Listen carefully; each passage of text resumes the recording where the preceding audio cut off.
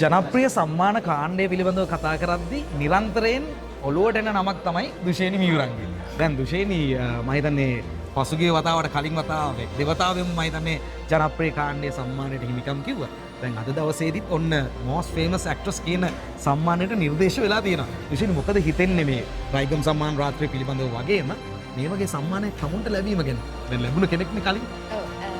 ඇත්තටම ඉස්සෙල්ලාම ස්තුතිවන්ත වෙන්න ඕනේ මගේ ආදරණීය ප්‍රේක්ෂකයන්ට මාව අඛණ්ඩව අවුරුදු ගණනාවක් පුරාවට දැන් මම හිතන්නේ අවුරුදු 4ක් විතර ජනප්‍රියම තාරකාවියන් දෙදෙනා අතර මාව තියලා තියෙනවා. ඉතින් ඒක හරි වාසනාවක් කියලා මම විශ්වාස කරනවා.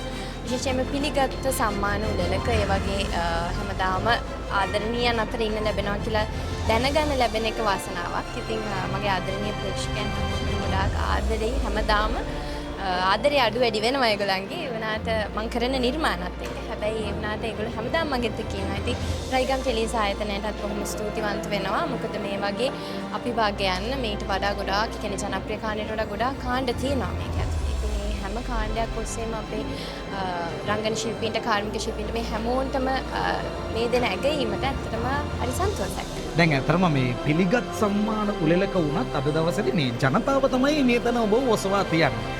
ජනතාවට මොකක්ද කියන්න තියෙන්නේ?